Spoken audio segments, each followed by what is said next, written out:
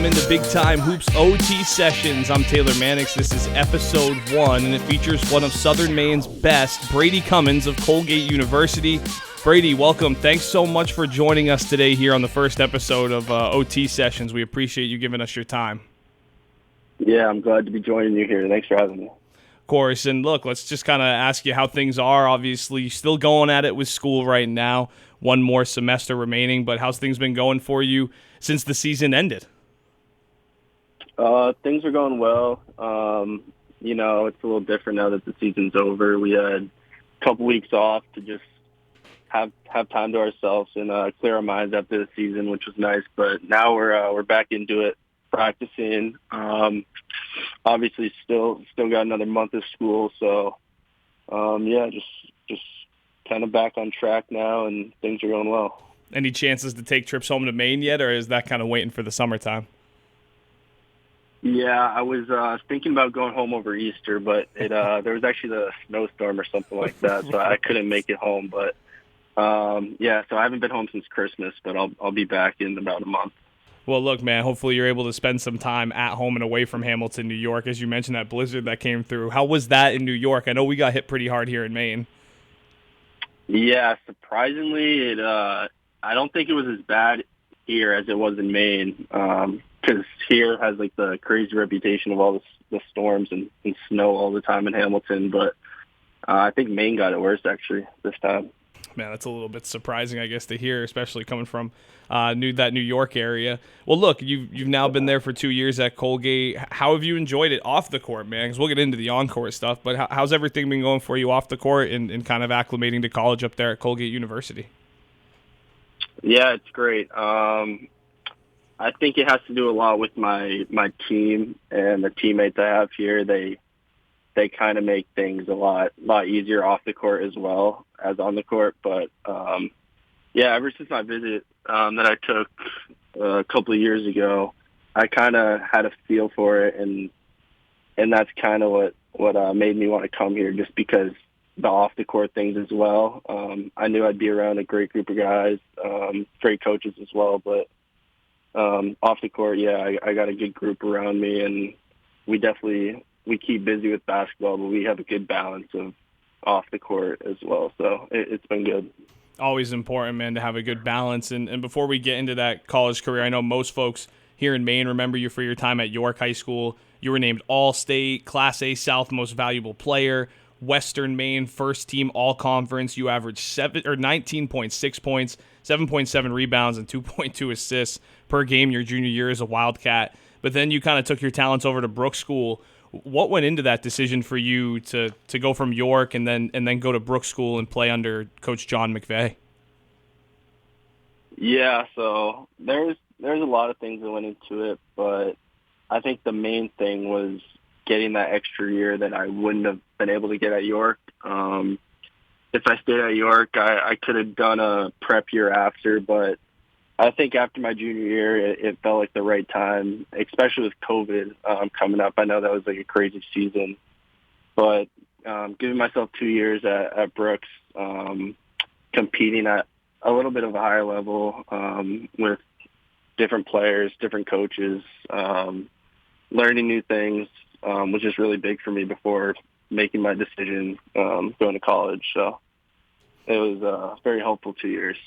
Yeah, you mentioned how helpful it was. You received all New England Preparatory School Athletic Council honors. You averaged 20.1 points, 6.8 rebounds, 2.4 assists. Also landed all NEPSAC and all ISL first team honors in 2022. So clearly you were really able to hone your skills when you got there. What skills specifically do you think you were really able to improve while at Brooks School?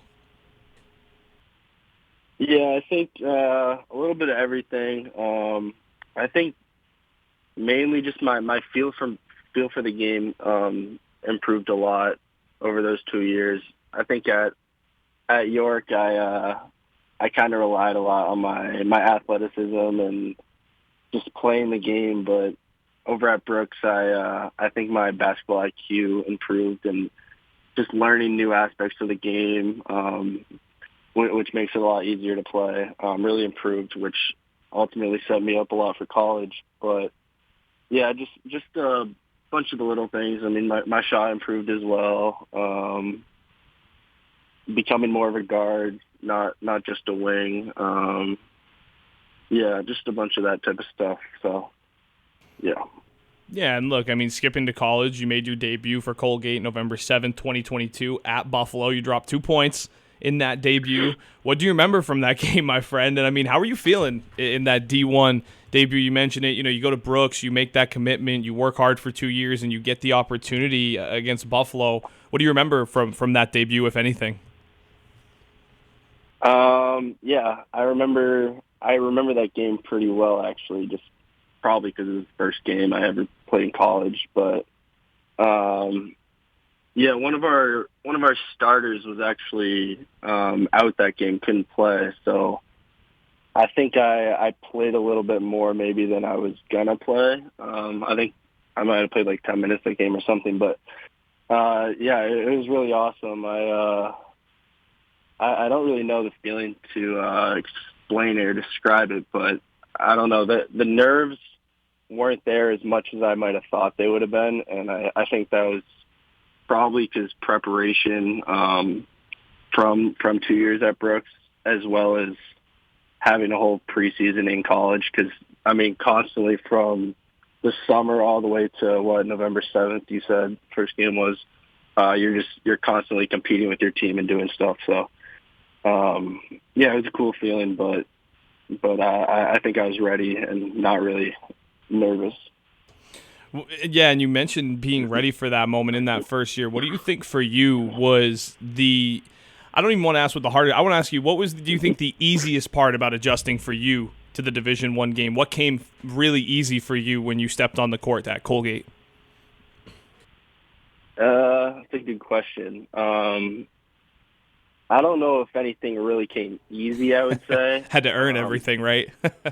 Yeah, definitely, because college, no matter what level of high school you're playing at, college is so much different. The pace of the game and style of the game and all that. But I think definitely the pace of the game a bit from my years at Brooks really prepared me more as if I stayed in Maine would have.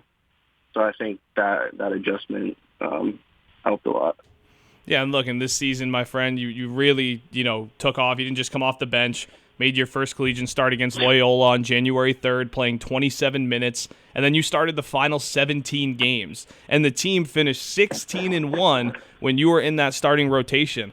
What was going so well for not just you, but also the team during that 16-1 stretch after you kind of got inserted into the starting lineup?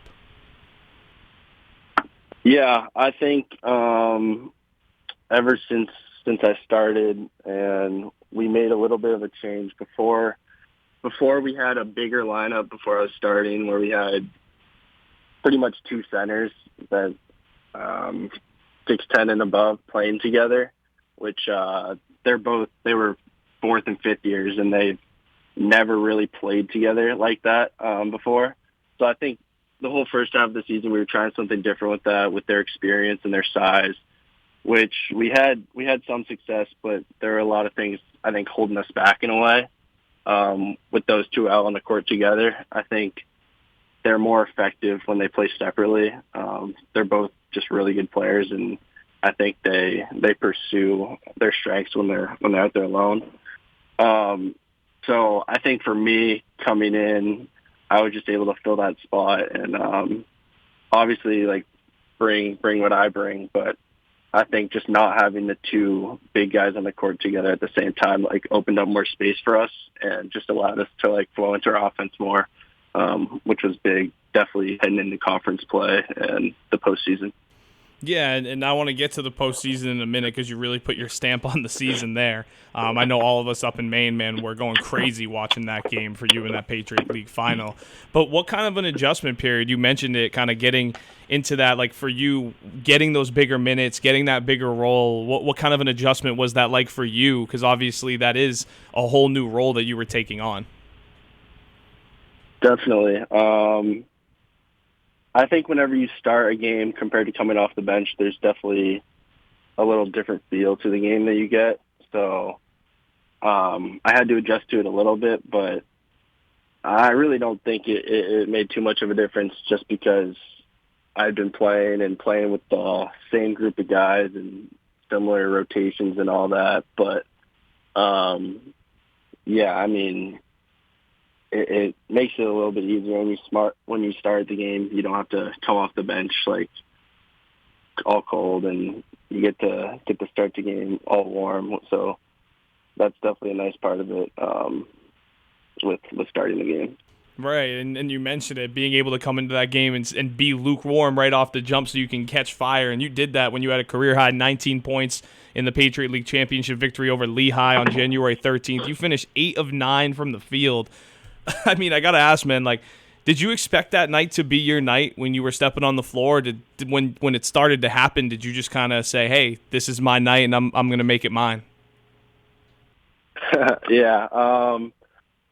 Yeah, I don't know if I would say I necessarily expected it. I definitely knew I would be ready for this game because of how much was on the line and what we were playing for the whole season, really, to win our conference and make it to the NCAA tournament. So I knew I'd be ready, but I kind of just let the game come to me. I started out pretty quickly. I think I made my first 2 baskets within the first, 3 minutes or something. But I knew we had 5, 6 other guys that could go off and have the performance I did as well. So it makes it a lot easier when you know a bunch of guys are capable of it, and there's attention on everyone. So yeah, I wouldn't say I necessarily expected it, but I would say I was prepared for it. So. And you mentioned being prepared for that moment. I mean, look, since you've been to Colgate and even a little bit before, they've been winning the Patriot League title. It pretty much goes through Colgate now. And you also got some action as a freshman in that Patriot League championship game against Lafayette. And then you also appeared in the NCAA Tournament game against Texas in your freshman year. And I want to get into the game against Baylor in a second. But did either of those games in your freshman year, even those little minutes that you got, or limited minutes, I should say, in that freshman year, prepare you think, to be prepared like you said you were for that game here this season? Yeah, I'd say so. I'd say the whole experience of being on the team and being around all the guys and even just watching them play in those type of games really, really helped me as well. I would say the limited minutes that I played also helped me. It kind of fueled me for this upcoming year to have a bigger role and be able to play more minutes than I did the last year. So I'd say every little piece of it kind of all came together for this year and prepared me and motivated me for this year.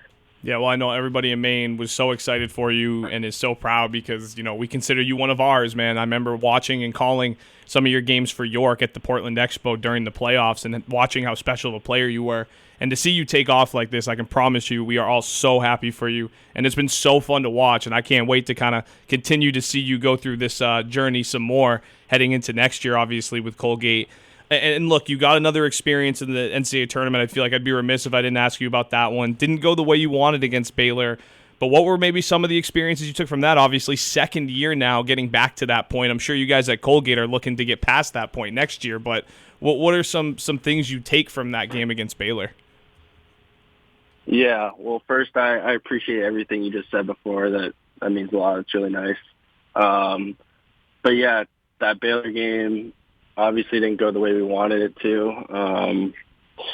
I mean, they made shots, and they were more connected than us, and they played the game like the third-seeded team they were. So that's hard to beat just with that. And then for us to not make some shots that we usually might make and execute our game plan as well as we could have. It's hard to win a game like that when you're not doing those things, and it's even hard to stay in the game when those things are happening. But I think, yeah, definitely the experience of being there and playing in the game was awesome. Now I get to little bit of a better feeling of what it's like and what it takes to win those games and compete in those games. So I think definitely with the years ahead, it helps a lot and gives me a little bit better of a taste than maybe I got last year with not playing as much. So, yeah. Yeah, and look, my friend, I mean, obviously you said you're back in the gym with some of the boys right now. What's the expectations for you guys next season? Again, I kind of alluded to it, but for those who don't know what the Patriot League is about right now, it goes through Colgate the way things have gone the past few seasons. So I'm sure the expectation for you guys is to raise another Patriot League championship.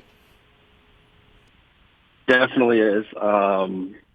Yeah, I mean, at the beginning of the season, we set goals as a team, and I mean, ever since I've been here, and I bet the years before that, it's always been to first win the regular season so that you get home court advantage for the playoff games, and then to win our conference and get the chance to play in the NCAA tournament. So we've done that, I think, the past 5 years. So that's obviously going to continue to be the goal, and we want to keep elevating. So we're hoping to try and eventually win one of these tournament games is obviously the next goal, because, I mean, that's kind of the next step we can take if we keep winning our conference. So that's the plan moving forward. Yeah, and I'm sure it's going to be an exciting summer for you guys. I want to ask you a little bit about some stuff maybe a little bit more off the court now. It's been obviously it's always fun to reminisce about the season, but I know, you know, for you guys it's more than just being an athlete. And you also have two brothers, Chris and Ryan. Ryan was a part of this past year's York team. Did you catch any games this year, my man? Were you able to see him in action? That York team was pretty good this year too. They were pretty fun to watch. Were you able to catch any games?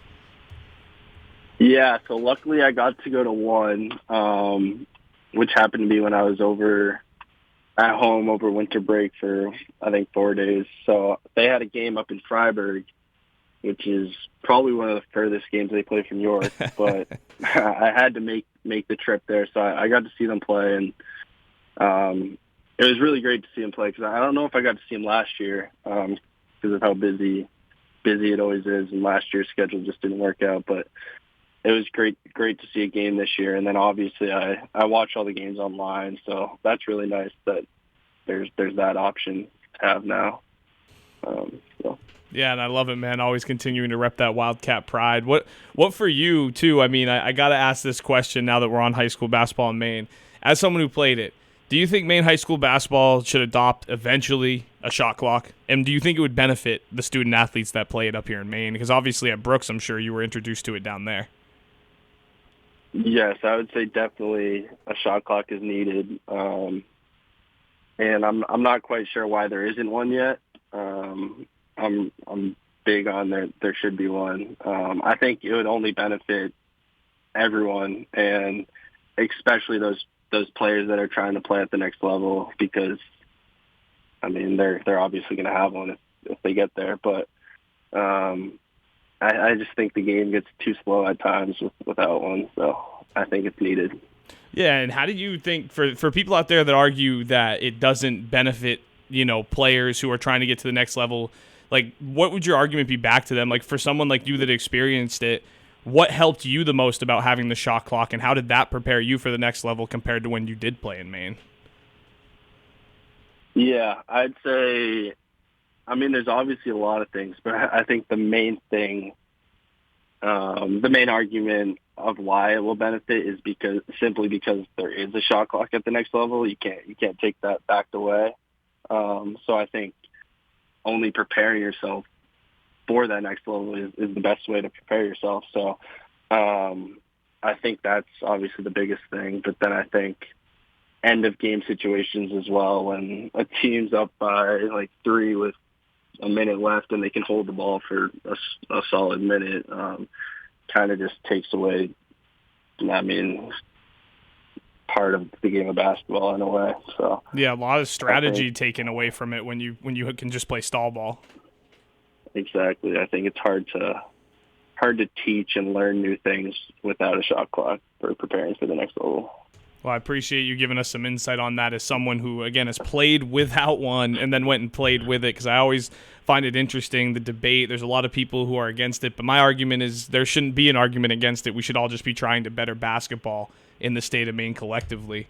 Lastly, on the docket for me, man, before I'll let you get out of here. We've been going for 20 minutes now. I feel like I could talk to you for a long time. We'll have to get you back maybe next year for another one of OT sessions. Again, first episode here with Brady Cummins of Colgate University. I'll ask, what's on the docket for you this summer when you get home from Maine? What are some hobbies that you like? Do you like to fish? I mean, what's a summer look like for Brady Cummins when he's relaxing?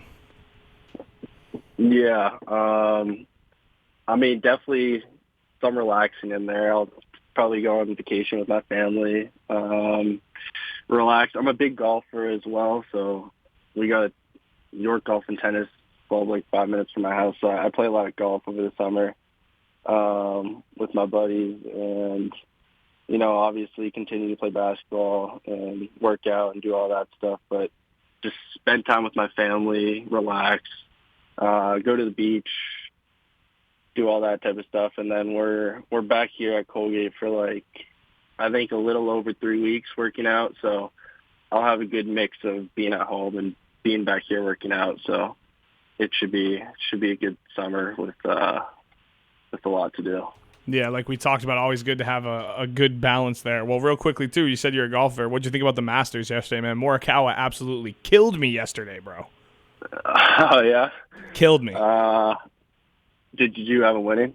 Yeah, I had him winning. And then I had Scheffler in one of my pools, too, so it was all right. But Morikawa, I had him winning outright, and that killed me when I watched that double bogey. And then as soon as he hit the water, too, my heart just sank, man. Oh yeah, no, yeah. I was hoping it would be a little closer because it's always more exciting to watch the final holes when it's close. But I mean, Scheffler's really good, so I wasn't mad he won because I like him and he's really good. So yeah, I think everybody was happy that he didn't get the call from his wife either about the labor and had to run off the course to maybe potentially have a kid. But he finished it out. He got the green jacket, my friend. Look, Brady Cummins, thanks so much for taking some time with us here on Big Time Hoops. First episode of OT Sessions. Good luck with the remainder of the summer, next season, and all other endeavors. Us here at Big Time Hoops will be rooting for you, watching you, and looking forward to next season, my friend. Yeah, thank you so much for having me, and I'm glad I could be on the first episode. This is awesome. So thank you again for everything. Absolutely, my friend. Enjoy the summer, and congrats again on such a fantastic season. Brady Cummins of Colgate University. I'm Taylor Mannix. Until the next episode of Overtime Sessions, we'll catch you later.